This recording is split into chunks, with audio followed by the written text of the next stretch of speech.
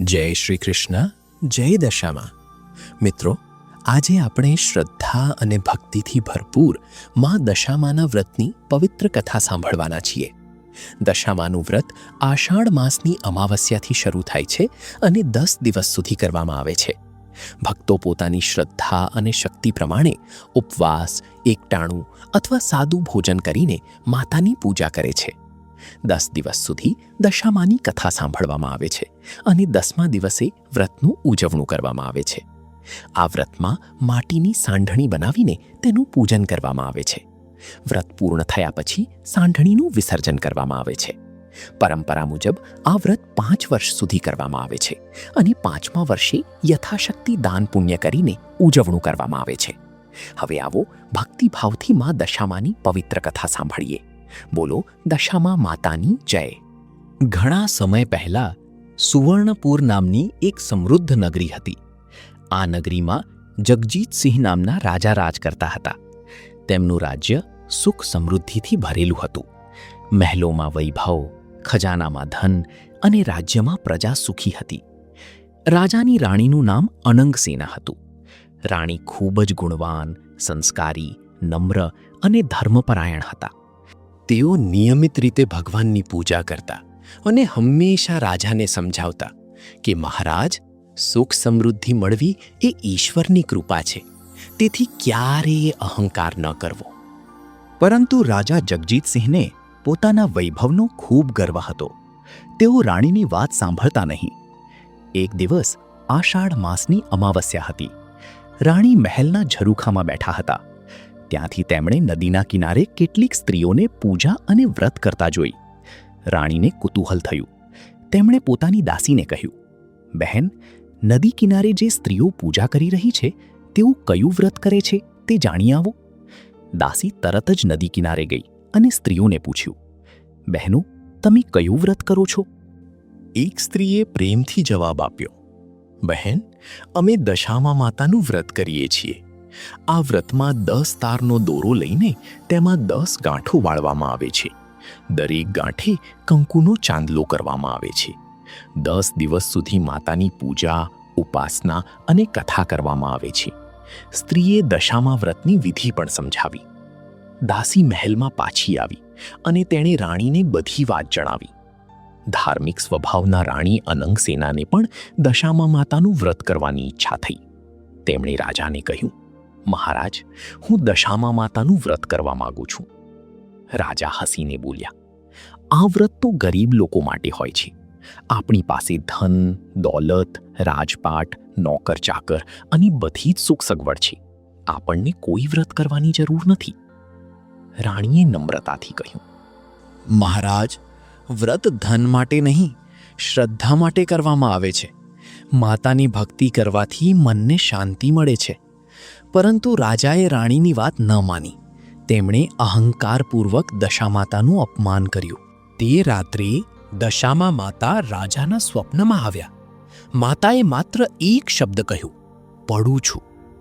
બીજા જ દિવસે પાડોશી રાજા વિશાળ સૈન્ય લઈને સુવર્ણપુર પર આક્રમણ કરી બેઠા. અચાનક થયેલા આ હુમલાથી રાજા ગભરાઈ ગયા. પોતાનો જીવ બચાવવા માટે તેઓ રાણી અને બંને કુંવરોને લઈને જંગલ તરફ નીકળી ગયા. રાજા રાણી ઉઘાડા પગે જંગલમાં ચાલતા હતા.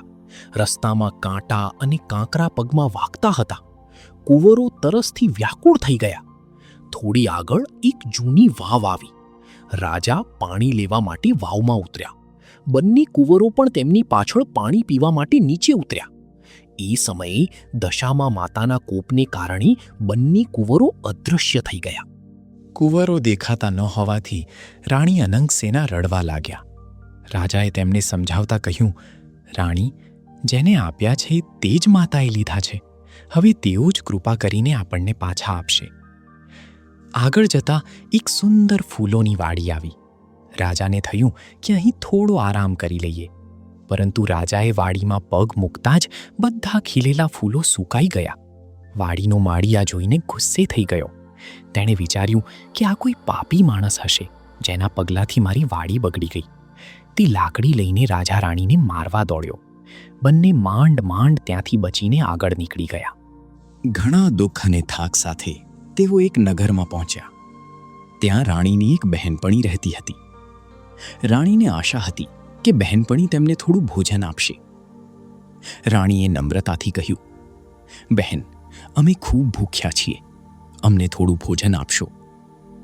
પરંતુ બહેનપણી તેમને ઓળખી ન શકી અને ગુસ્સાથી બોલી, તમે ભીખ માંગવા માટે અહીં શા માટે આવ્યા છો? મારા ઘરમાંથી જાઓ. આવા કડવા શબ્દો સાંભળીને રાજા રાણી ત્યાંથી આગળ ચાલ્યા. થોડે આગળ રાજાની બહેનનું ગામ આવ્યું. રાજાએ પોતાની બહેનને સંદેશો મોકલ્યો કે તારો ભાઈ આવ્યો છે અને ગામની બહાર રોકાયો છે. બહેનને ખૂબ દુઃખ થયું. તેણે વિચાર્યું કે મારો ભાઈ ક્યારેય હાથી, ઘોડા અને રથ વિના બહાર ન નીકળે. ચોક્કસ તેના પર કોઈ મોટું દુઃખ આવ્યું છે.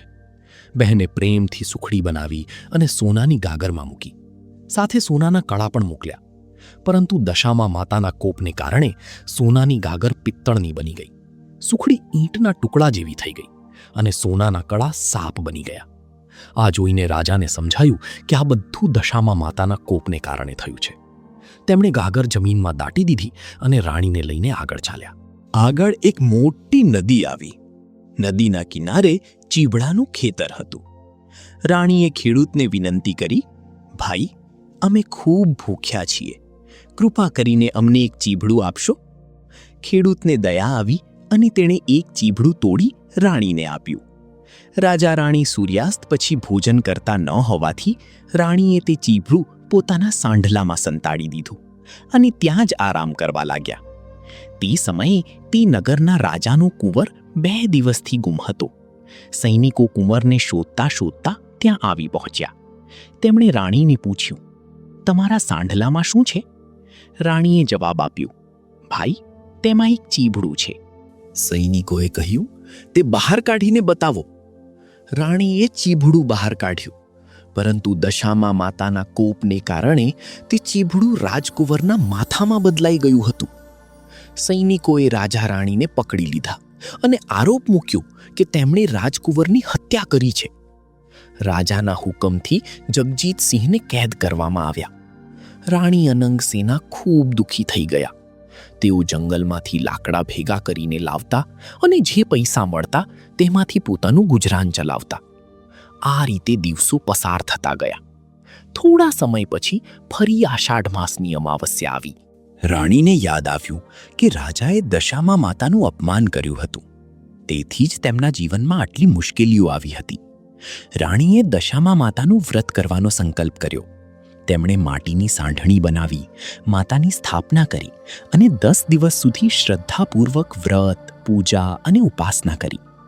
રાણીએ માતાની સામે હૃદયપૂર્વક પ્રાર્થના કરી, હે દશામાં માતા, અમારાથી અજાણતા કોઈ ભૂલ થઈ હોય તો ક્ષમા કરજો. મારા પતિને મુક્ત કરજો અને અમારા પરિવાર પર કૃપા કરજો. રાણીની ભક્તિ જોઈને દશામાં માતાનો કોપ શાંત થયો. માતાએ રાણીને આશીર્વાદ આપ્યો અને કહ્યું, કાલે તારો પતિ કેદમાંથી મુક્ત થશે. તે જ રાત્રે દશામાં માતા નગરના રાજાના સ્વપ્નમાં ગયા અને કહ્યું, હે રાજન, તમે એક નિર્દોષ રાજાને કેદમાં રાખ્યો છે. તમારો કુંવર તો તેના મોસાળમાં સુરક્ષિત છે. તે સવારે પાછો આવી જશે. સવારે રાજાનો કુંવર ખરેખર સુરક્ષિત રીતે પાછો આવી ગયો. રાજાને પોતાની ભૂલ સમજાઈ. તેઓ તરત જ કેદખાને ગયા. જગજીતસિંહને મુક્ત કર્યા અને તેમની માફી માંગી. રાજા રાણી રથમાં બેસીને પોતાના રાજ્ય તરફ પાછા નીકળ્યા. રસ્તામાં રાજાની બહેનનું ગામ આવ્યું. રાજાને જમીનમાં દાટેલી ગાગર યાદ આવી. તેમણે ત્યાં ખાડો ખોદ્યો તો ગાગરમાં સોનાના કડા અને સુખડી જેવી મીઠાઈ મળી. રાજાની બહેન પણ ત્યાં આવી પહોંચી. તેણે ભાઈ ભાભીનું પ્રેમથી સ્વાગત કર્યું અને તેમને પોતાના ઘરે લઈ ગઈ. આગળ જતાં રાણીની બહેનપણીનું ઘર આવ્યું. જે બહેનપણીએ પહેલાં તેમને અપમાનિત કરીને કાઢી મૂક્યા હતા, તે હવે રાણીને ઓળખીને ભેટી પડી અને બોલી, બહેન, આજે તો તમે મારા ઘરે રોકાઈ જજો. રાણીએ શાંતિથી જવાબ આપ્યો, બહેન, જ્યારે અમારી દશા ખરાબ હતી ત્યારે તમે અમને એક ટુકડો રોટલો પણ આપ્યો નહોતો. હવે અમે અહીં રોકાઈ શકીશું નહીં. આમ કહીને રાજા રાણી આગળ ચાલ્યા. થોડે આગળ તેઓ એ જ વાડી પાસે પહોંચ્યા. રાજા રાણીના પગલાં પડતા જ સુકાયેલી વાડી ફરી લીલીછમ થઈ ગઈ. માળીએ તેમને ઓળખી લીધા અને ખૂબ આદરપૂર્વક વાડીમાં લઈ ગયા. આગળ એક વાવ આવી. વાવના કિનારે એક વૃદ્ધ સ્ત્રી ઊભી હતી અને તેની સાથે બંને કુંવરો પણ ઊભા હતા. રાણી અનંગસેનાએ તરત જ માતાને ઓળખી લીધા. રાજા રાણી માતાના ચરણોમાં નમન કરવા લાગ્યા. ત્યારે દશામા માતા પોતાના દિવ્ય સ્વરૂપે પ્રગટ થયા અને બોલ્યા, હે રાજન, તું અહંકાર કરીને મારા વ્રતનું અપમાન કર્યું હતું, તેથી તારા જીવનમાં મુશ્કેલીઓ આવી, પરંતુ તારી રાણીએ ભક્તિભાવથી મારું વ્રત કર્યું છે. હવે હું તારા પર પ્રસન્ન છું. રાજાએ માતાના ચરણોમાં પડીને વિનંતી કરી, હે માતા, અમારો અહંકાર દૂર થયો છે, અમ પર હંમેશા કૃપા કરજો. દશામા માતાએ કહ્યું, કલયુગમાં જે કોઈ શ્રદ્ધાથી મારું વ્રત કરશે, મારી કથા સાંભળશે કે સંભળાવશે, તેના જીવનમાં સુખ, શાંતિ અને સમૃદ્ધિ રહેશે. આ આશીર્વાદ આપીને દશામા માતા અંતર્ધ્યાન થઈ ગયા. રાજા રાણી બંને કુંવરોને લઈને સુવર્ણપુર પાછા આવ્યા. તેમના સેનાપતિએ પાડોશી રાજાને હરાવીને રાજ્ય પાછું મેળવી લીધું હતું. રાજા રાણીના આગમનના સમાચાર સાંભળીને સમગ્ર નગર આનંદમાં આવી ગયું. પ્રજાએ બાજા ગાજા સાથે તેમનું સ્વાગત કર્યું. જગજીતસિંહ રાજાએ પોતાનો અહંકાર છોડી દીધો.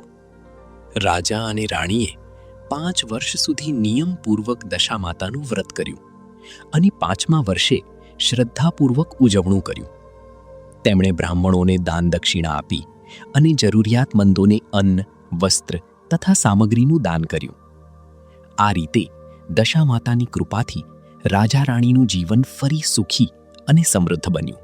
હે દશામા માતા, જેમ તમે રાજા જગજીતસિંહ અને રાણી અનંગસેનાને સુખ આપ્યું, તેમ તમારા વ્રત કરનાર, કથા કહેનાર અને કથા સાંભળનાર સૌ ભક્તો પર કૃપા કરજો.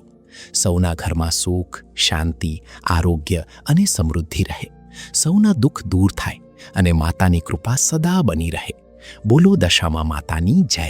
જય દશામા માતા. મિત્રો, જો તમને આ દશામા વ્રતકથા ગમી હોય તો વિડીયોને લાઇક અને શેર કરજો. અમારી ચેનલને પહેલીવાર જોઈ રહ્યા હો તો સબસ્ક્રાઇબ કરીને બેલ આઇકન દબાવજો, જેથી આવનારા ભક્તિપૂર્ણ વિડીયોની માહિતી તમને તરત મળી શકે. યા દેવી સર્વભૂતેષુ માતૃરૂપેણ સંસ્થિતા નમસ્તસ્યૈ નમસ્તસ્યૈ નમસ્તસ્યૈ નમો નમઃ. આપ સૌને જય શ્રી કૃષ્ણ. દશામા માતાની જય. ગુજરાતીઓ વડે, ગુજરાતીઓ થકી, ગુજરાતીઓ માટે વીડી ગુજરાતી